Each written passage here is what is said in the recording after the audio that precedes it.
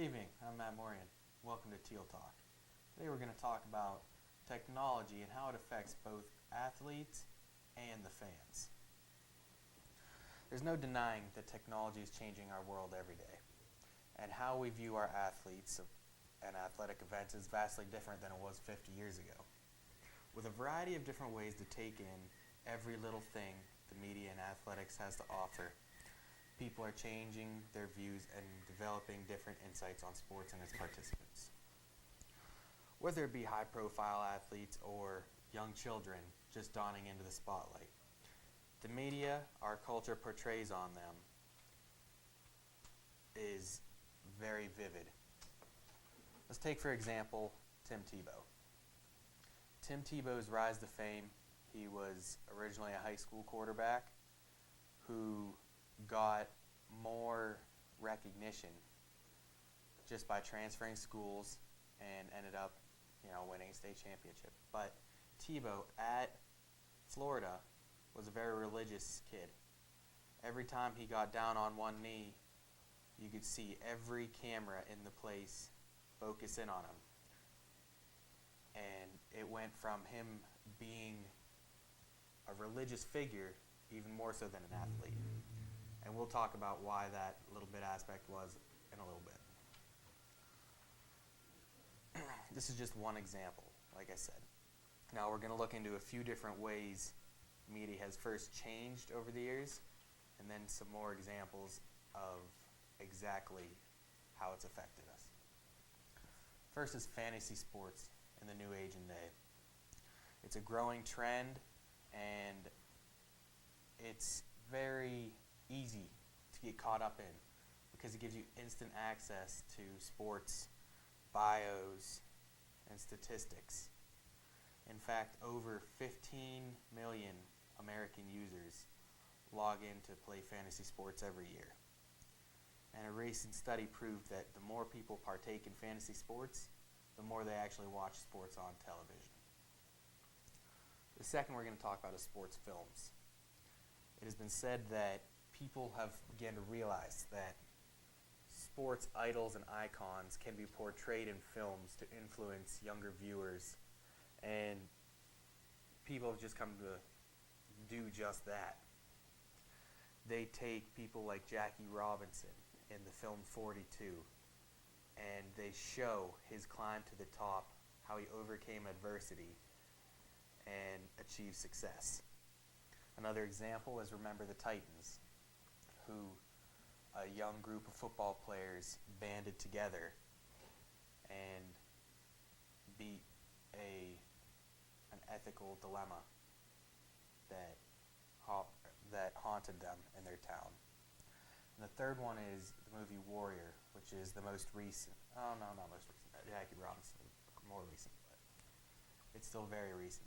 But it also portrays overcoming adversity, but takes family into effect as well. Alongside of film is television. I'm sure many of us have always sat down at some point in our lives and watched some kind of sporting event on TV, whether it be the game live or Sports Center, First Take, Cold Pizza. Someone in your family is getting an impact of television and sports in the same dose. It makes it so we don't even have to leave the house. We don't have to turn on the radio. We just get to sit there and take in all aspects of the sporting world we want to. It provides us with a closer look at athletes thanks to the new subjective camera angle, in which the subjective camera angle draws a tighter focus on the athletes, on the play going on, and it provides more rapid movements, which these rapid movements, when you're looking at them, says, wow, that's exciting. The more excitement a thing has, the more we're going to watch it. And the subjective camera angle has drawn so many new viewers into the television field. Now on to a couple older ones that are still around. Not as popular now, but they could change that if they adapt with technology as well. Radio and newspaper. Like I said, they're still making an impact, but the viewers are down readers are down on the newspaper just because everyone's going digital, and newspapers are going digital as well, but to survive they're going to have to make a few changes. Now let's take a look at how media affects actual athletes in certain scenarios. Example one is Barry Bonds. Most of you probably know of him. He was the all-time home run record holder as set in this past decade when he surpassed Hank Aaron. But a few months after his record, he was accused of taking steroids. He was accused of the Balco scandal in the San Francisco newspaper. Once again, mass media spreading the word. This made fans question and think his statistics may have been tainted or flawed. He was later again questioned in media by Book of Shadows, which is an in-depth look at steroids in baseball. And then a third media outlet was on a radio segment by Curt Schilling, where Bonds was bashed, accused of steroids, and also accused of cheating on his wife and his taxes. Things that have no relevancy to the world of baseball.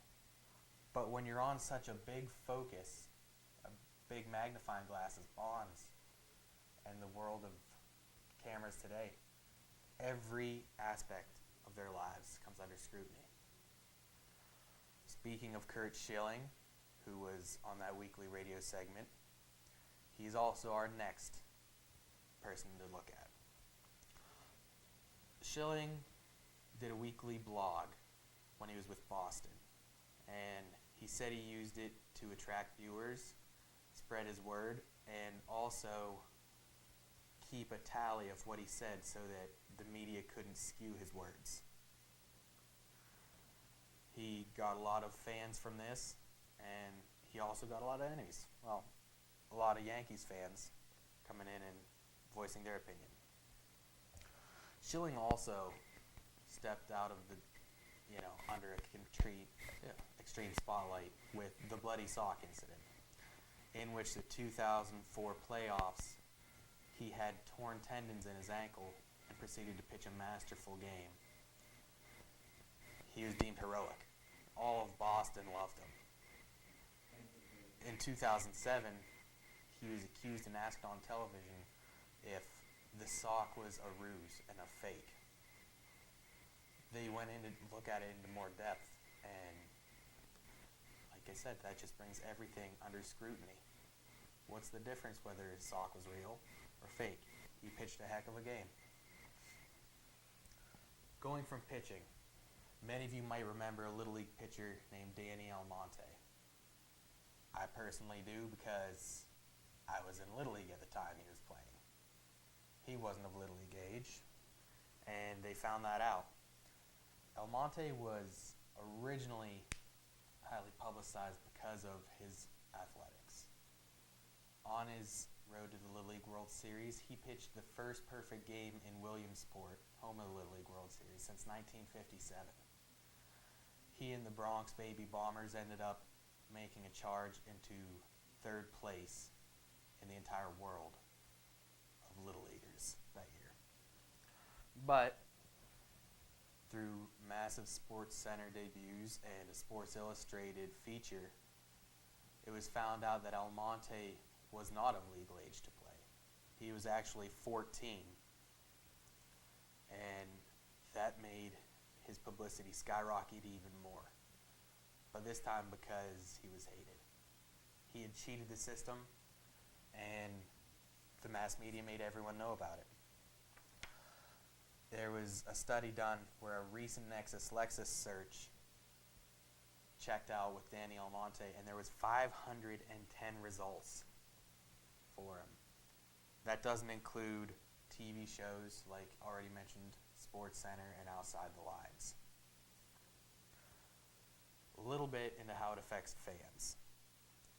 The youth of today want to be athletes. They want to be like the athletes, their clothes, their body image, how they play, their playing style. This may seem harmless for me to go out and try to be ripped like the big athletes, but in all cases, you ever heard monkey see, monkey do? This is just like Barry Bonds uses steroids. Kids want to look like him. They want to be Barry. They want to achieve his greatness. What's to stop them from going out and saying, oh, I better take steroids too? Like Bonds and Schilling and Brian Cushing, an NFL football player. If you want to be the best, you're going to try to do the same things they do.